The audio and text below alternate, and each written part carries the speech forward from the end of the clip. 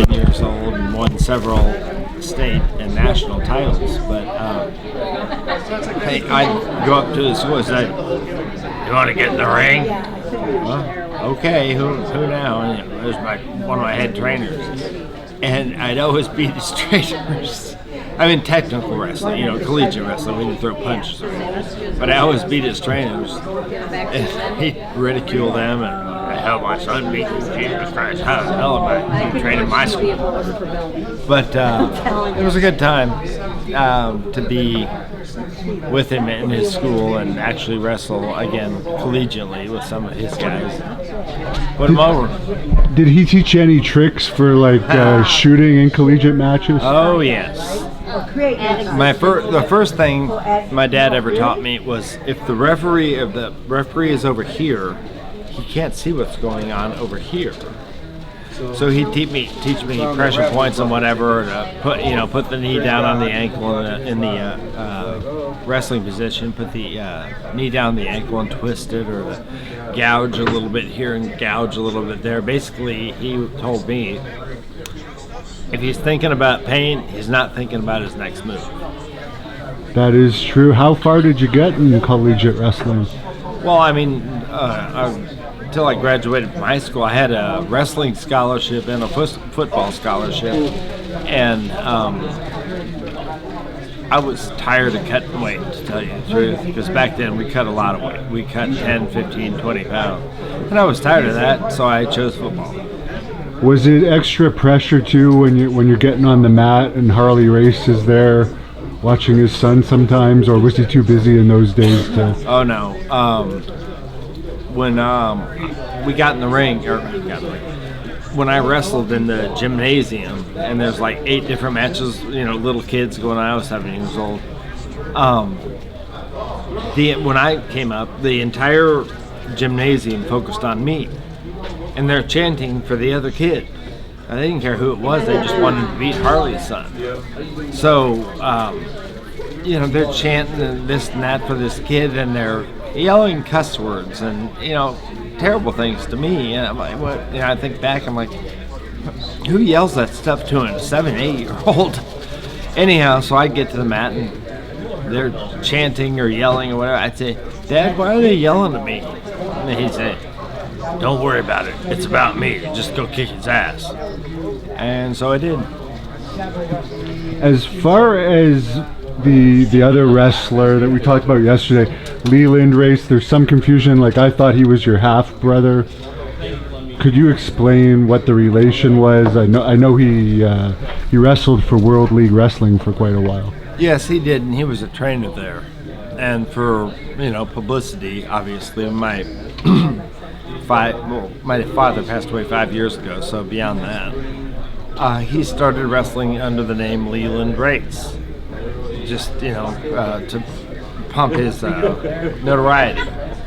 And Leland was my dad's middle name, so he did this, and I didn't mind so much, whatever it takes. But after my father passed away 5 years ago, he continually uses Leland Race to this day and tells stories about him being a little boy growing up with Harley. The guy's from Tennessee. And so, it's not something that I like that's going on. I try to clear the record as much as I can on what all this business is about. But for the most part, my father, let me tell you this. My dad had broke into the business only a couple of years. He had wrestled as Jack Long, as the Great Mortimer. He wore a mask, and his dad, my dad's dad, my grandpa Jay, told my dad one day, he said, and I wasn't even alive at this time, he said, why are you trying to make a name for someone else? And so after that, Dad wrestled under, he was either Handsome Harley Race or the King or whatever, but his name is, on the driver's license, is Harley Race. And so this guy, Jason, is doing exactly what my dad's dad told him not to do. Right, it's not going to help him at this point. No, I mean, and I don't like him using my dad as a gimmick. Right. As far as your dad, I heard you before I came up, you were talking to someone about your dad adjusting his own face after an injury. I recently watched The Undertaker telling a story about, you may have seen that too, about your dad adjusting him, and it actually worked. Would he have these home adjustments to you too when you would injure yourself? Yeah, he taught me how. Okay. He was the wrestler's chiropractor. And I mean, then because he fixed it, you know, a lot of chiropractors, they want you to come back, so they do a little bit at a time. I mean, he does one big crack and it's fixed. And so he taught me how to do it, and I've adjusted many 300-400 pound guys in the dressing room. You know, of course, when I was in my 20s or whatever. Wow. Yeah, he knew what he was doing, and he took a lot of people out of a lot of pain, Mark included. Because in those days they didn't have the dressing room masseuses and chiropractors. No. Did they have catering when you were back there with your father, or was it just basically In show the up? 70s, you're lucky if the floor wasn't flooded. Right. It just, I mean, you know, it was just in shambles most of the time. You know, these are auditoriums built in the 30s and 40s. Yeah. Right. So, understandably, the plaster was falling off the walls and whatnot.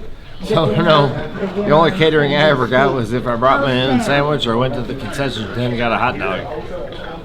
Your mom was telling me earlier that when he was around his family, he wouldn't be normally as aggressive with rude fans as he would be with the other wrestlers, understandably. But was there any times you ever witnessed him in action in any of his real situations? Not that the matches weren't real, but dealing with someone that I might... cannot recall a time that my dad was rude or non-comforting to a fan. He taught me at a very early age. These people, you know, pay for your life, so always be nice to them. So I can't think of a time that he was ever rude to a fan. Now there is if they were calling him fake or something, I mean. He didn't care. Well, the only thing he ever said is, "The ring's over there." I'm glad that you guys went in ours. You wanna? If it's all favorites, right there. Let's go down. So he was always quite cordial to his fans. In fact, I'll tell you kind of an opposite story. When I was a kid and growing up, and I was in my kids wrestling or whatever. I know. The first match I ever had, tournament or whatever, a little kid walked up and asked Dad to sign an autograph. Of course he did. And he ended up being trapped in the corner of that high school gymnasium all day long because everyone wanted it. So after that, when we'd be at my tournaments, Dad would say, you know, they'd come up for, and my dad would say, "I'm sorry, son, or little girl, or whatever. I can't give you an autograph right now, or I'll be here all day doing that." And you could actually see the pain and emotion in his face because he wasn't giving the fans what they wanted. But it was a situation where he couldn't. What do you think today? You hear these stories about wrestlers snapping at fans that are in the WWE and airports and stuff for asking autographs. Well, I mean, the guys nowadays don't know who or why their paychecks are signed. Right. My dad told me who signed his paycheck. It wasn't Jim Barnett or Sam Mushtick. It was the people in the audience. That's who signed his paycheck. And you're nice to those people, and you accommodate those people. And for the guys to be doing that to wrestling fans now, I mean, if nothing else, it angers me. I'm like, you think that you're so good and so above the people that are paying to see you, that you blow them off or you're rude? That's just not right. Not right at all. At what point did he smarten you up to the business? It was more of a progression. I'd go to the matches when I was 6, 7, 8 years old, and my mom and dad would kind of filter out which matches I should and shouldn't go to. And I'd go, we'd go to a match and the blood would fly and whatever. And that was traumatic for a kid. You're 6 years old, you see your dad getting hit over the head with a chair and blood squirting out. So as I grew up, I realized that I knew that people hated my father, but I didn't realize that they were paying to hate my father. And so I realized that, every time he's in the ring, it's a full stadium, full auditorium, full arena, and it made my dad and mom happy, even though he got the crap beat out of him for 58 minutes. So I learned that, okay, well, I guess it's good that people love to hate my father. And then I got a little older, and he did sit me down one time. He explained something to me, but I had known for years before that. But yeah, it was kind of a gradual progression of him not smarting me up or my mom. It was more of a learning experience through the years. Did you take any heat at school when he was a heel over people knowing that he was your dad? Well, I was fortunate enough to go to school in the same school district from 2nd grade on.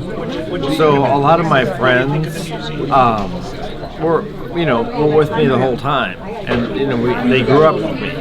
So my father wasn't Harley race or what to them. He was the guy that with my mom made pancakes for him on Saturday morning after a sleepover, or cooked the steaks the night before. That my dad was. In fact, in the dressing room in the wrestling world, he's either referred to as the boss, Mr. Race, or King. Right. My friends called my father Harley. So it was. I guess the most fun they had though was when a new kid would move into the school district, and they tell him don't go to Justin's house. His dad's Harley racing. She's really mean, and so they're like, okay. So they have this person scared to death already. So then they, be on the car on the way over there. We're going to Justin's house to pick him up. His dad is at home, so just don't say anything. So of course they knock on the door. They come in. My dad would come around the corner and he'd look at them with those promo looks. And then by this time there's a little wet spot there on the kid's jeans. And then 5 minutes later they're laughing and joking about it. But yeah, that's how they had fun. I mean, it wasn't against me. That's how they had fun with who I was scaring the hell out of new kids. And you're writing a book right now, or you've written a book that's going to come out soon. Your mother has as well, which we talked to her about living with the king. What's yours about? I think it's called Don't Tell Mom or something. My book is called Don't Tell Your Mother, and it's about exactly what the title says. These goofy little things that my father and I did, or my dad and the guys did, or I did, the dad and the guys did, and I just happened to be present, whatever. But they always said, don't tell your mother. And so they got the nice little. I look to entertain people, just tell them some funny. As you know, my dad was a hilarious guy, and I just want to entertain people and tell them stories that they wouldn't ever find out anywhere else. Oh, hi, very nice to meet you. Mr. Randall? Yes. Well, there's one that pops to mind. You joined today? Oh, wonderful. We were Dad in 1977, I believe. My dad bought my mom a Porsche 911, and back then they didn't have manufacturers all over the world. They built it there and shipped it here. So it finally came in, and Mom's all proud of it and whatever, and she had it for a couple days. Finally, one day Dad says, "Come here, let's go for a ride." I was like, all right. I'm always up for a father-son thing. So we get in the car and drive off, and we're kind of coasting along. We get to this freeway it's a nice paved 2-lane or 4-lane, but no one is ever on it, and there aren't really police officers, ever on it. So we get in and we pedal to the middle. down You gotta the. sit at 3. And when you see a police officer at that speed, what are you gonna do? So we went up flying on by him, and a couple miles up the road, they had a Smokey and the Bandit roadblock Yeah. set up with the nose-to-nose cars, and the police officers over the hoods and the trunks and the top with shotguns all lined up. And so he downshifts and we stop.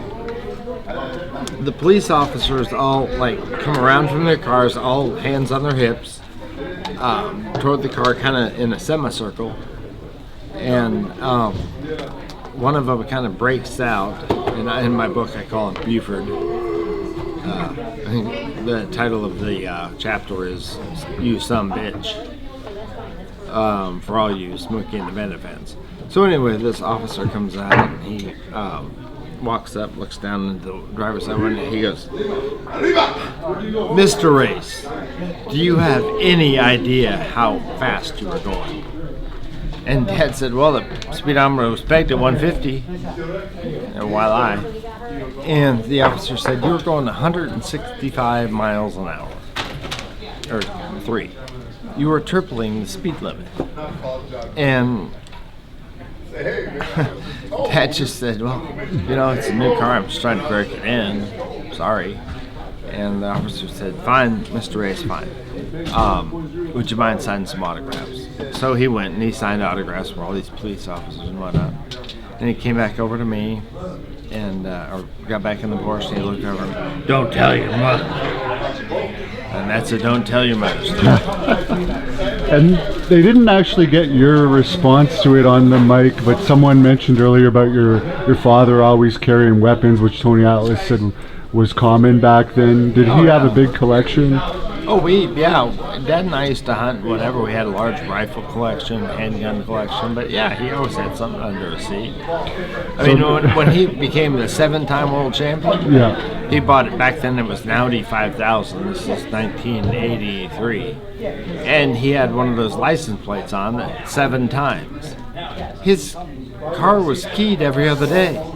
People, you know what I mean, keyed. It's almost a challenge to put that on your so plate. yeah, they carried a weapon. Yeah. I mean, he could knock out anyone on earth, but 4 or 5 guys come at you with a gun. What are you gonna do? Yeah. Was that because he had a steel plate in his arm that gave him extra power? Well, it was a brace. Okay. It was put in after a car accident he had with his first wife, whom was pregnant at the time when he was like 17, 18 years old. And, long story, but he broke his leg so bad that they were going to remove his leg. Right. And a promoter named Gus Karras at the time, he came in and he said, "Look, you're going to a specialist and we're going to hammer this out, but one way or another, you're not getting your leg cut off." Well, his left arm was a compound fracture, and they put a brace and pins and whatever, and he used to go like this and it sounded like metal. Amazing. Well, I know you guys got to get going because the ceremony is starting later and you're probably pretty tired, but could you close this off? Well, first of all, is there a website or anything that you have where people can get your book? I'm on Facebook, Justin Race. I'm not hiding myself. Instagram is Just Bob's or Justin Race. And that's pretty much it. I mean, if you want to get my email or whatever, get on the social media and we'll talk and I'll give you an email. But otherwise, I don't hide it. Could you close this off with an impression? Maybe a message to Terry Funk if he was still alive. What would Harley say to Terry? "Terry, you son of a bitch. You bled more than I did in that round, and I don't like it." They need to hire you as a manager in WWE or AEW using that impression.